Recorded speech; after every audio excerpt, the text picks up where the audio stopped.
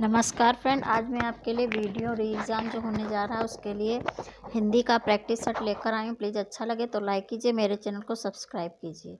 चलिए देखते हैं, ये हमारा पहला है पैराग्राफ। ठीक है, तो पैराग्राफ हम पढ़ लेते हैं।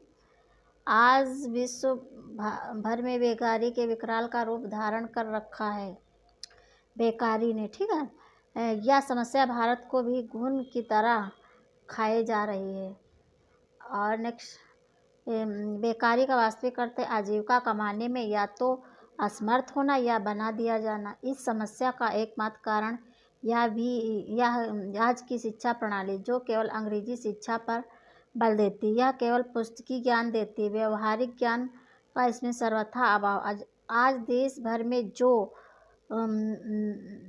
भर में दो तरह की बेकारी है, शिक्षितों में बेकारी और अशिक्षितों में बेकारी। शिक्षित वर्ग केवल कार्यालय में बैठकर कलम चलाने में ही विश्वास रखता है, वह कोई छोटा काम नहीं करना चाहता। अशिक्षित वर्ग काम की तलाश में शहर आता है और काम न मिलने पर बेकार रहता है। इस समस्या का हल केवल यही है कि शिक्षित वर्ग के लिए शिक्षा प्रणाली में संशोधन किया जाए और अशिक्षित वर्ग गांव में ही रहकर खेती बाड़ी का काम देखे। अब देखते हैं, इसी पैराग्राफ हमने देख लिया, इसी पे आधारित हमारे प्रश्न हैं। तो पहला प्रश्न हमारा है कि बेकारी कौन सी समस्या भारत को घुन की तरह खाए जा रही है। तो आप पैराग्राफ देखे होंगे, उसमें तो अशिक्षा की समस्या, गरीबी की समस्या, बेकारी की समस्या, महंगाई की समस्या। तो कौन बेकारी की समस्या खाई जा रही है। ठीक है, अब नेक्स्ट देखते हैं, आज की शिक्षा प्रणाली में किसका अभाव है। तो आज की शिक्षा प्रणाली में नैतिक ज्ञान, हिंदी ज्ञान और अंग्रेजी ज्ञान। तो पैराग्राफ के अकॉर्डिंग हमारा व्यवहारिक ज्ञान का अभाव है। ठीक है, अब नेक्स्ट देखते हैं, बेकारी की समस्या का एकमात्र कारण है शिक्षा प्रणाली, धर्म प्रणाली, जीवन प्रणाली। तो कौन सा है। तो हमारा शिक्षा प्रणाली है। बेकारी की समस्या का एकमात्र कारण शिक्षा प्रणाली है। अब नेक्स्ट है, कौन सा वर्ग काम की तलाश में गांव से शहर आता है। तो कौन सा वर्ग आता है गांव की तलाश में, कौन सा वर्ग काम की तलाश में गांव से शहर आता है। तो कौन, अशिक्षित वर्ग, अशिक्षित वर्ग, उच्च वर्ग, इसमें से कोई नहीं। तो इसमें होगा ऑप्शन बी। हमने पैराग्राफ ऊपर पढ़ा, उसके अकॉर्डिंग अशिक्षित वर्ग होगा। संशोधन में उपसर्ग है, तो संशोधन में कौन सा उपसर्ग है, सन, सम, सम, ठीक है, सर। तो कौन सा होगा, संशोधन में सम उपसर्ग होगा। ठीक है, ये वाला ऑप्शन बी सही होगा। तोता डाली पर बैठा है, इस वाक्य में कौन सा कारक है। ठीक है, तो तोता डाली पर बैठा है, इस वाक्य में करण कारक, संबंध कारक, अधिकरण कारक, अपादान कारक। तो इसमें में पर अधिकरण होता, कर्ता ने कर्म को करण से अधिकरण में पर होगा। ठीक है, अधिकरण तोता डाली पे बैठा है ना, तो अधिकरण कारक होगा।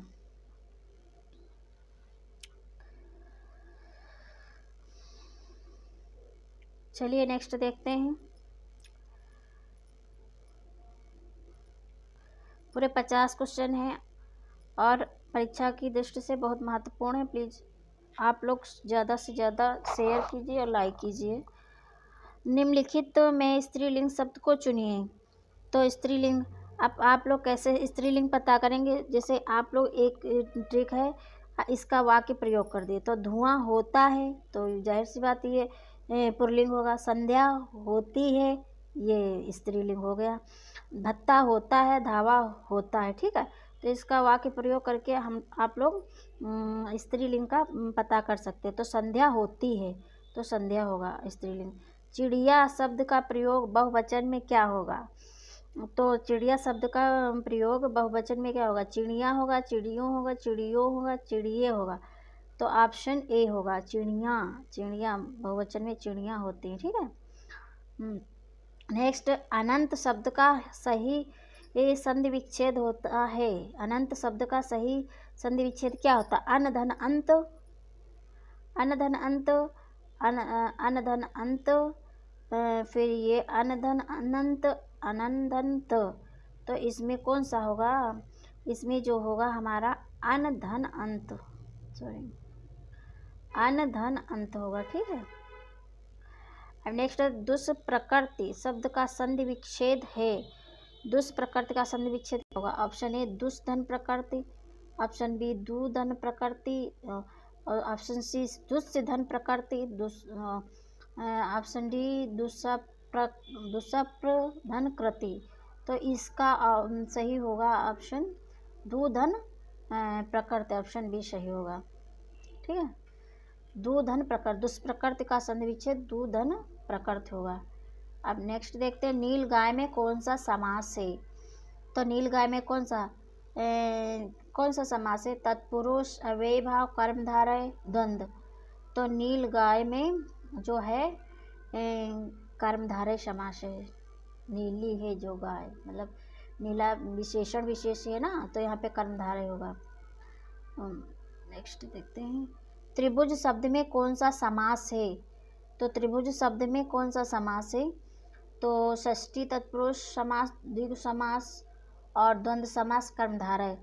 तो ये त्रिभुज में जो है द्विगु समास है, तो इसको होता है संख्या पूर्व द्विगु, संस्कृत में बोलते हैं संख्या पूर्व द्विगु। जिसके पहले संख्या होती है वो द्विगु समास वहाँ पे होता है। ठीक है।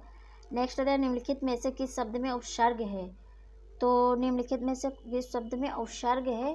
तो इसमें लालिमा होगा, पराजय होगा, दशक होगा, कारीगर। तो इसका आप लोग संधि विच्छेद करके पता कर सकते हैं। ठीक है। तो इसमें ला धन लिमा, इसका लिमा दूसरा कोई अर्थ नहीं निकलता। परा धन जय, द धन स, ये भी नहीं होगा। कारी धन गर, कारी धन गर, कारी धन गर, तो ये इसका भी नहीं होगा। तो ये जो हमारा ऑप्शन बी सही होगा। ठीक है। तो इसका आप वो करेंगे परा, ठीक है, पराधन जय होगा। तो इसमें कौन सा दोनों, मतलब ये परा उपसर्ग हो गया और जय का एक अर्थ निकलता है ना, तो यही होगा पराधन जय। परा इसमें उपसर्ग होगा। ठीक है। और इसमें इनमें किसी में नहीं होगा। इनमें से कौन सा शब्द वर्तनी की दृष्टि से शुद्ध है। तो आशीर्वाद, आशीर्वाद, आशीर्वाद, आशीर्वाद। तो इसमें कौन सा सही होगा? वर्तनी की दृष्टि से शुद्ध है। तो कौन? आशीर्वाद, आशीर्वाद, आशीर्वाद, आशीर्वाद। इसमें ऑप्शन सी सही होगा, आशीर्वाद। ये आप लोग देख लीजिए अच्छे तरीके से वर्तनी की दृष्टि से।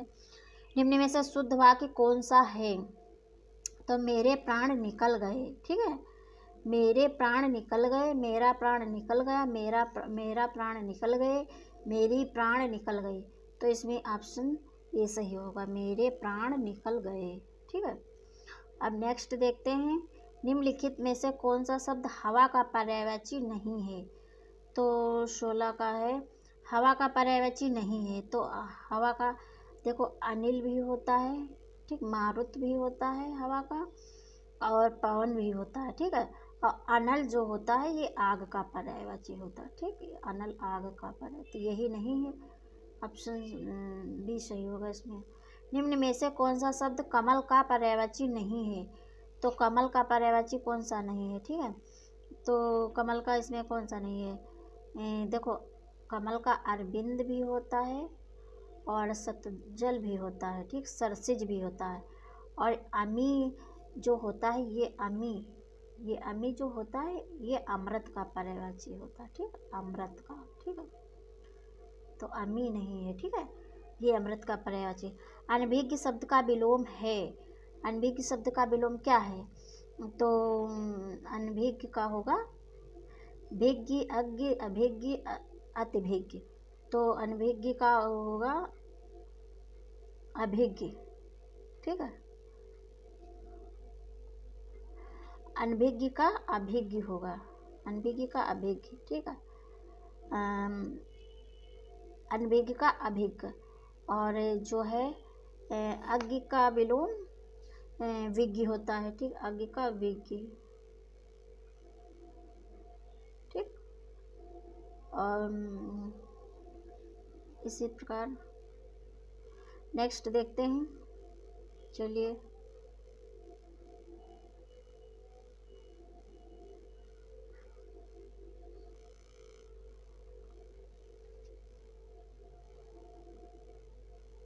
क्वेश्चन नंबर 19 पे चलते हैं। समष्टि का विलोमार्थी शब्द है। समष्टि का विलोमार्थी शब्द क्या होगा? विशिष्ट, व्यष्टि, अशिष्ट, अपुष्टि। तो समष्टि का विलोमार्थी होगा व्यष्टि, व्यष्टि का समष्टि, ठीक है। और जो पहले कभी ना हुआ हो वाक्यांश के लिए प्रयुक्त शब्द है। देखो, समष्टि का विलोमार्थी शब्द व्यष्टि होगा, जबकि विशिष्ट का साधारण होता है, अशिष्ट का शिष्ट होता है, विशिष्ट का जो है साधारण। ठीक है, अब मैं बोल रही हूँ, आप लोग सुन लीजिए, इसमें लिखते हुए नहीं बन रहा। शिष्ट का शिष्ट, ठीक, शिष्ट। और अपुष्टि का जो होता है पुष्टि होता है, ठीक है, पुष्टि, अपुष्टि का पुष्टि। चलिए, अब जो पहले कभी ना हुआ हो वाक्यांश के लिए प्रयुक्त शुद्ध एक शब्द है, ठीक, जो पहले कभी ना हुआ हो वाक्यांश के लिए क्या होता है? अपूर्व, अद्वितीय, इनमें से कोई नहीं, तो इसका होगा अभूतपूर्व। जो पहले कभी ना हुआ हो वाक्यांश के लिए प्रयोग किया जाने वाला एक शब्द अभूतपूर्व होता है, और इसका अर्थ होता है जिसके समान दूसरा ना हो। और ये से जो पहले कभी ना हुआ वाक्यांश के लिए अभूतपूर्व, और अद्वितीय का होता है जिसके समान कोई दूसरा ना हो, अद्वितीय, ठीक है, अद्वितीय जिसके समान कोई दूसरा ना हो। नेक्स्ट देखिए, जिसमें जानने की इच्छा हो के लिए एक शब्द है, जितेंद्रिय, अज्ञेय, जलचर, जिज्ञासु। तो इसमें जिसमें जानने की इच्छा हो उसे क्या कहते हैं? उसे जिज्ञासु कहते हैं, ठीक है। और जितेंद्रिय जिसे कहते हैं जिसने इंद्रियों को जीत लिया हो, वो जितेंद्रिय। और जलचर जो जल में निवास करता हो। अजेय होता है जो जीता ना जा सके, जो जीता ना जा सके, जो जीता ना जा सके, उसे अजेय कहते हैं, जीता ना। अरे आप लोग सुन लीजिए, यहाँ पे लिखते नहीं बनना। घड़ी में तोला, घड़ी में मासा का अर्थ है। घड़ी में तोला, घड़ी में मासा का अर्थ है बहुत ही नाजुक मिजाज, ठीक है। घंटी मारने में कुशल व्यापारी, ऐसा व्यापार जिसमें एक पल मुनाफा हो तो दूसरे कहीं नुकसान। जरा सी बात पर खुश और जरा सी बात पर नाराज होना। तो इसका ऑप्शन सी सही होगा, जरा सी बात पर खुश और जरा सी बात पर नाराज हो जाना, ठीक है। घड़ी में तोला, घड़ी में तोला, घड़ी में माशा, जरा सी बात पर नाराज हो जाना, ठीक है। नेक्स्ट देखते हैं, चैन की बंसी बजाना का अर्थ है। चैन की बंसी बजाना मुहावरे का अर्थ होता है साइकिल की चैन की बांसुरी बनाकर बजाना, मौज करना, फुर्सत में बंसी बजाना, बेरोजगार होना। तो इसमें होगा मौज करना, ठीक है, चैन की बंसी बजाना। हिंदी की विशिष्ट बोली ब्रजभाषा किस रूप में सबसे अधिक प्रसिद्ध है? ब्रजभाषा जो है राजभाषा, तकनीकी भाषा, राष्ट्रभाषा, काव्य भाषा। तो ब्रजभाषा हमारी काव्य भाषा है, ठीक है, काव्य भाषा के रूप में सबसे अधिक यह प्रसिद्ध है। सबसे पहले आत्मकथा हिंदी में किसने लिखी थी? अब ये आप लोग बताइए, तो किसने लिखी थी? श्याम सुंदर दास, महावीर प्रसाद द्विवेदी, राधा कृष्ण, जवाहरलाल नेहरू। तो किसने थी? श्याम सुंदर दास ने लिखी थी, ठीक है। मेरी आत्म कहानी उनकी आत्मकथा है। हिंदी में आत्मकथा लिखने वाले पहले सर्वप्रथम व्यक्ति श्याम सुंदर दास थे। इनकी मेरी आत्मकहानी इनकी आत्मकथा है, ठीक है। अब देखते हैं नेक्स्ट, छा वर्ण किसके योग से बना है? तो छा बना है का प्लस सा, का प्लस चा, का प्लस छा, का प्लस सा। तो ये ऑप्शन ए सही होगा, इसमें का प्लस सा से बना है छा वर्ण, ठीक है। चा और छा वर्ण का उच्चारण स्थान कौन सा है? चा और छा वर्ण का उच्चारण स्थान कौन सा है? तो आप देखें, इचू यसानाम तालु। तो चा हमारा चा वर्ग किस में आता है? चा छा चा, इचू यसानाम तालु।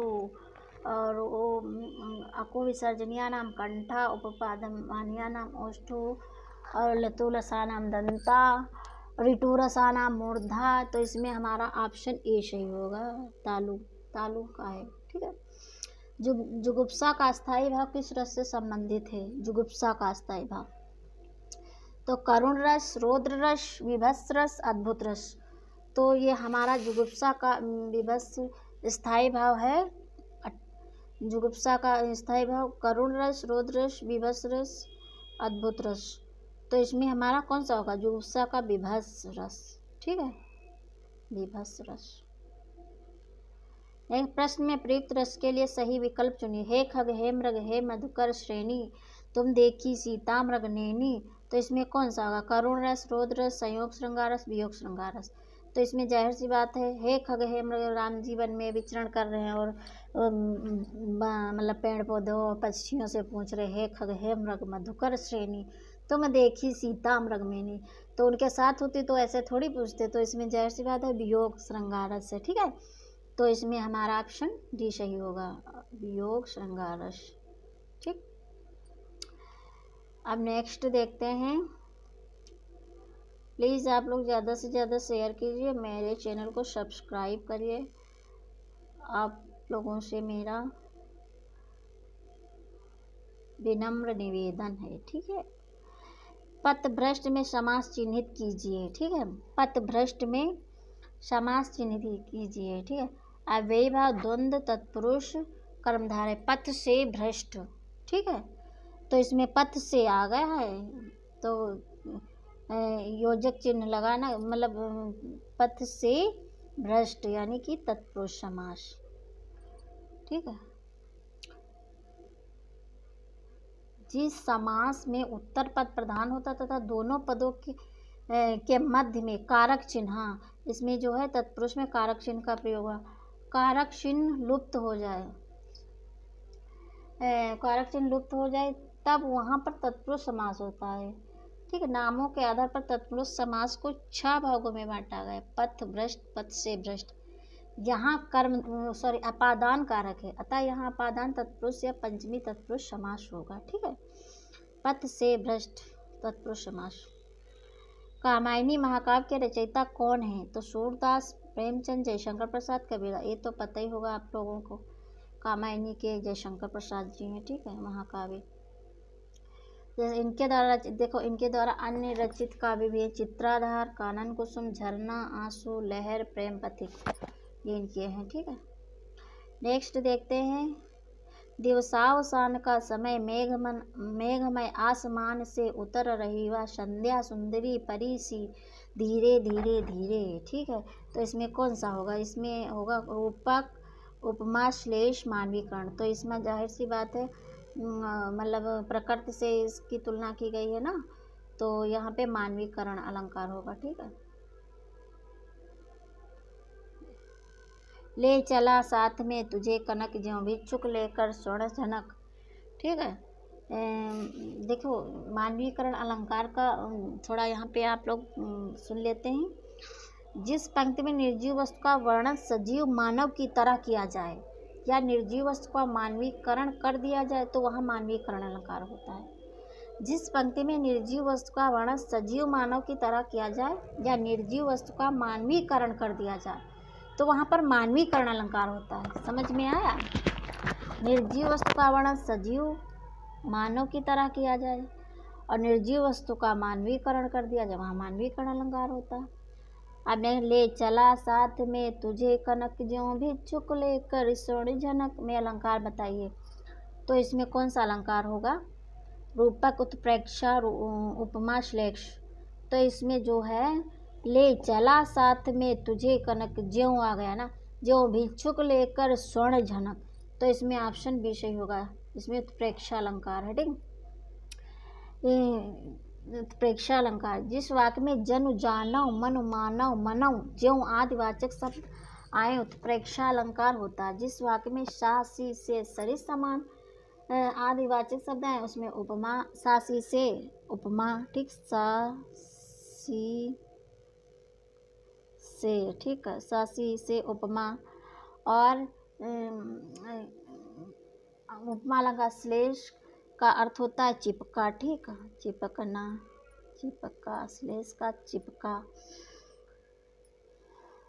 चिपका। जैसे इसका जैसे श्लेष का एक उदाहरण है, रही मन पानी राखे बिन पानी सब सून।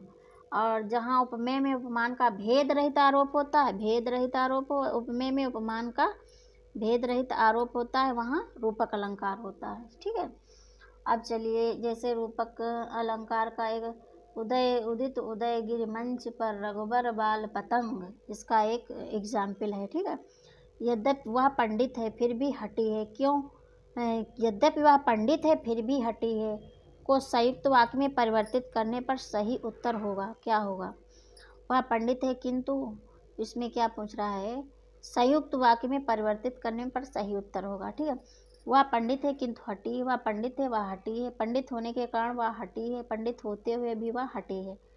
तो इसका कौन सा होगा? यही होगा ऑप्शन ए, वह पंडित है किंतु हठी है। ठीक, किंतु परंतु लगा हो वहाँ संयुक्त होता है। जैसे कि निम्न शब्द में प्रयुक्त प्रत्यय के लिए सही विकल्प चुनिए। मच्छरदानी। ठीक है, प्रयुक्त के लिए सही मच्छरदानी, अनीय प्रत्यय पूछ रहा है ना इसमें, प्रयुक्त प्रत्यय के लिए सही विकल्प मच्छरदानी। तो किसमें 35 का मच्छर, जैसे आप इसका वो कर दीजिए। ठीक, विग्रह कीजिए, मच्छर प्लस दानी। ठीक, तो इसमें कौन सा होगा? दानी होगा, ऑप्शन डी सही है। सत्याग्रह का सही संधि विच्छेद है, तो सत्याग्रह का सही संधि विच्छेद क्या होगा? सत्य धन आग्रह। इस बहुत अच्छा वो होता है, आप वो कर दीजिए सत्याग्रह का विग्रह कीजिए, सत्य धन आग्रह। ठीक है, आग्रह तो कौन सा होगा? सत्य धन आग्रह। तो सत्य धन आग्रह इसमें कौन सा? ऑप्शन डी सही होगा। हाँ, ऑप्शन डी सही होगा, सत्य धन आग्रह, यही होगा ऑप्शन डी। ठीक, नेक्स्ट है, तिलक किस प्रकार का शब्द है? तिलक तत्सम तद्भव देशे संकर। तो तिलक किस प्रकार का शब्द है? ये हमारा तिलक जो है हमारा तत्सम शब्द है। ठीक है, तत्सम शब्द तिलक किस प्रकार? तिलक तत्सम शब्द है। संस्कृत के ऐसे शब्द जिन्हें हम ज्यों का त्यों प्रयोग में लाते हैं तत्सम कहलाते हैं, जैसे तिलक, अग्नि, सूर्य, माता पिता इत्यादि, ये जो है तत्सम शब्द हैं। और जो संस्कृत से हिंदी में परिवर्तित उन्हें तद्भव शब्द कहते हैं। ठीक है, फूल का तत्सम है, फूल का तत्सम क्या है बताइए? तो पुहु, पुष्प, प्रसून, सुमन। तो इसका फूल का पुष्प होगा। ठीक है, ऑप्शन बी सही होगा। उचित शब्द चुनकर रिक्त स्थान की पूर्ति कीजिए। अंतर्राष्ट्रीय हिंदी कवि सम्मेलन का यहाँ पे क्या होगा? छुट्टा है, स्वयं में बड़ा काम है, प्रयोजन, आरक्षण, आयोजन, संगठन। तो इसमें कौन सा होगा? जाहिर सी बात है, अंतर्राष्ट्रीय हिंदी कवि सम्मेलन का आयोजन स्वयं में बड़ा काम है। ठीक, आयोजन होगा यहाँ पे, स्वयं में बड़ा काम है। चलिए नेक्स्ट देखते हैं। कोई आ रहा है वाक्य में कोई किस प्रकार का सर्वनाम है? ठीक है, कोई आ रहा है, तो कोई आ रहा वाक्य में अनिश्चयवाचक, निश्चयवाचक, संबंधवाचक, निजवाचक। तो इसमें कोई आ रहा है ना, तो इसमें अनिश्चय होगा, किसी मतलब निश्चय तो है नहीं कौन आ रहा है, अनिश्चयवाचक सर्वनाम। जो शब्द अनिश्चित प्राणी, पदार्थ अथवा वस्तु के बदले प्रयोग किए जाते उन्हें अनिश्चयवाचक सर्वनाम कहते हैं। यहाँ कोई शब्द किसी अनिश्चित व्यक्ति के लिए प्रयुक्त है, अतः अनिश्चयवाचक सर्वनाम है। कुछ एवं कोई अनिश्चयवाचक सर्वनाम, जैसे कुछ, कोई, ये सब अनिश्चयवाचक। प्राचीन शब्द विशेषण के किस प्रकार में आता है? प्राचीन जो है शब्द विशेषण के किस प्रकार में आता है?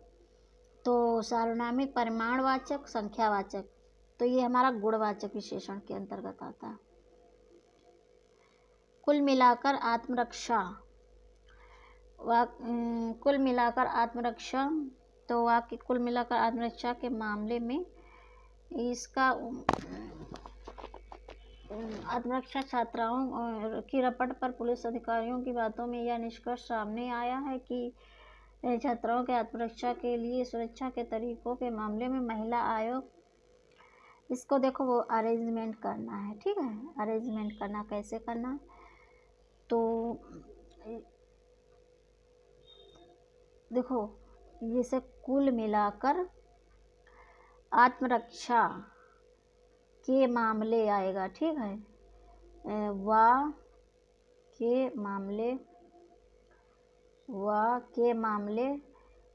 मामले महिला आयोग की रपट, तो या की रपट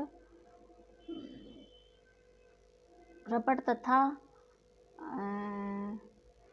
पुलिस अधिकारियों की बातों से, ठीक है, रा हो गया, बातों से यह निष्कर्ष सामने आया है कि छात्राओं की ठीक, छात्राओं को आत्मरक्षा के लिए सुरक्षा के तरीके में निपुण किया जाए, तो यही होगा ऑप्शन सी, वा या रा ला, ठीक है, ये होगा ऑप्शन सी।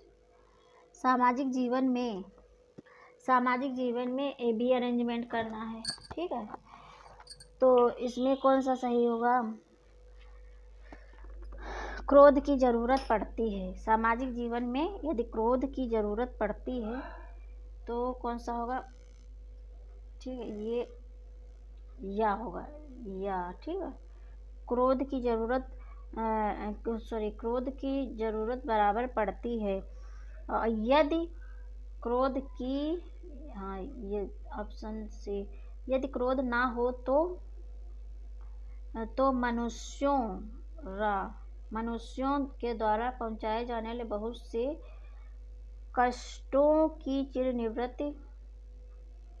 चिरनिवृत्ति का उपाय ही ना कर सके, तो इसमें को या ला रा वा, या ला, ये होगा ऑप्शन ए होगा, ठीक, या ला रा वा, ठीक है। भावयुक्त शुद्ध अनुवाद कीजिए। आई वाज ओवर जॉयड, ठीक है, आई वाज ओवर जॉयड।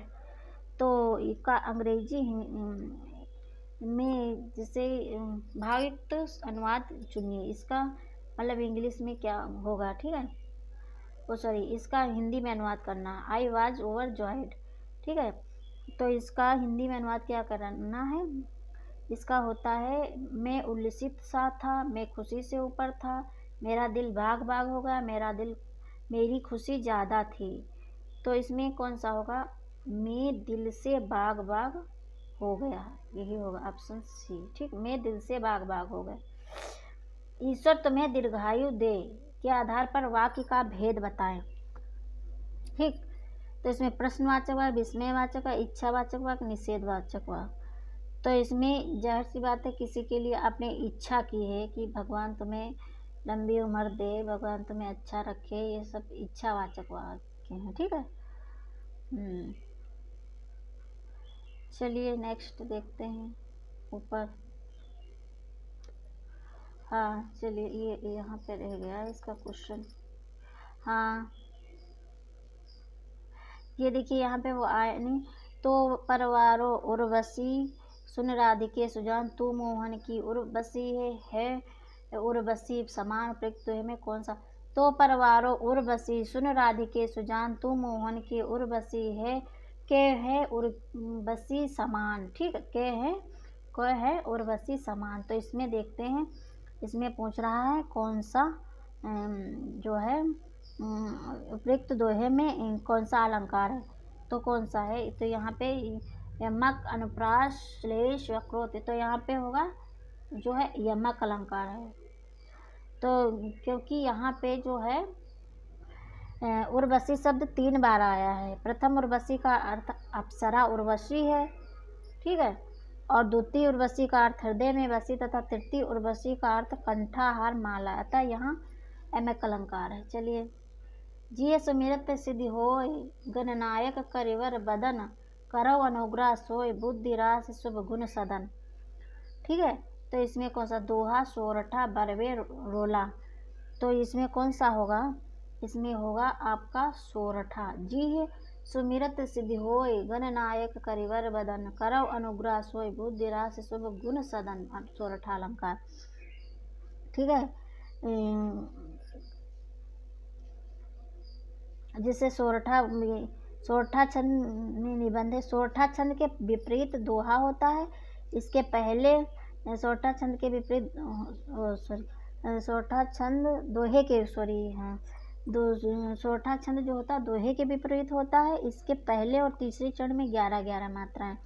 सोरठा छंद के पहले और तीसरे चरण में 11-11 मात्राएं तथा दूसरे